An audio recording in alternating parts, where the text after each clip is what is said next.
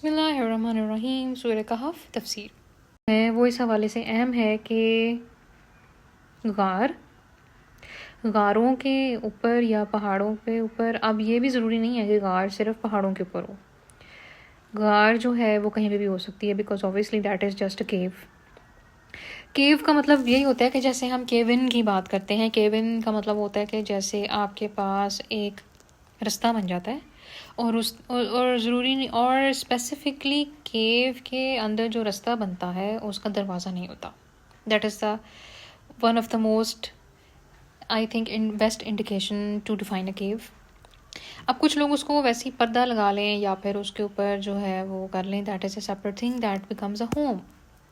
لیکن اگر وہ پردے کے بغیر ہے and you are entirely relying on Allah سبحانہ و تعالیٰ پاور ٹو پروٹیکٹ یو، تو ایک بڑا زبردست واقعہ بھی ہے جو کہ ہم آگے چل کے ڈسکس کریں گے اس حوالے سے، کہ سم ٹائمس آپ کی لائف بالکل اوپن پڑی ہوتی ہے سب کے سامنے. You are like it's like you are actually living in the air, اور اس میں یہ ہوتا ہے کہ آپ کی چیزوں کے اوپر آپ کو ایسا لگتا ہے کہ جیسے آپ بہت ساری نظروں میں ہیں.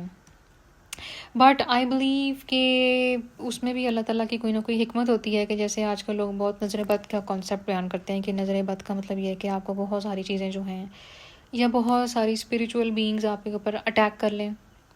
لیکن اللہ تعالیٰ نے ان سب چیزوں سے بچنے کے لیے بھی تو وہ ایک پردہ دیا ہے، دیٹ از چاروں کل آیت الکرسی، اور صبح شام کے اذکار بھی ہوتے ہیں، وہ بھی اللہ تعالیٰ کی ہمارے پیارے نبی حضرت محمد مصطفیٰ صلی اللہ علیہ وسلم نے اپنے گرینڈ سنس کو، گرینڈ چلڈرن کو اور اپنے بچوں کو بھی جو ہے وہ سکھائے اور ان کے اوپر وہ پڑھتے تھے، پھونکتے تھے، because that is a protective barrier. You should always have a barrier against every thing.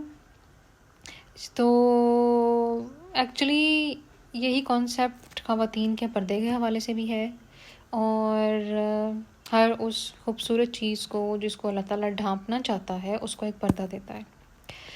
And not everybody should have the access to that. This is very important because we are living in 21st century, by the way. But people don't realize the importance of being protected in their own house, or let's say even if they are doing jobs. So they have to have a barrier from the outside audience. Otherwise, people will just disturb your peace. And yes, you have to protect your blessings. You have to protect your peace at every cost. And this does not only solely apply to females. یہ خواتین کے علاوہ مجھے تو لگتا ہے کہ ہر ایک living being کے اوپر اپلائی ہوتا ہے. Like you don't have to show off your stuff every time. Family is different, but of course there are some people who are not good people in the family as well, who have bad intentions. So I think they should be kept at distance. تو اس میں یہ والی بات ہے کہ ہم جب بات کرتے ہیں کہ اللہ کے ولی جو ہیں وہ کون ہوتے ہیں، اللہ کے ولی ہوتے ہیں اللہ کے دوست، to be very precise. لیکن اللہ کے جو دوست ہوتے ہیں کیا وہ صرف ولایت کی کیٹیگری میں آتے ہیں؟ جیسے ولایت کا کانسیپٹ آج کل کی یوتھ کو مجھے لگتا ہے بہت کم لوگوں کو پتہ ہوگا کہ ولایت ہے کیا. ولایت کہتے ہیں کہ جو چیز، یعنی it's a kind of an adjective, because it's not a noun, it's an adjective.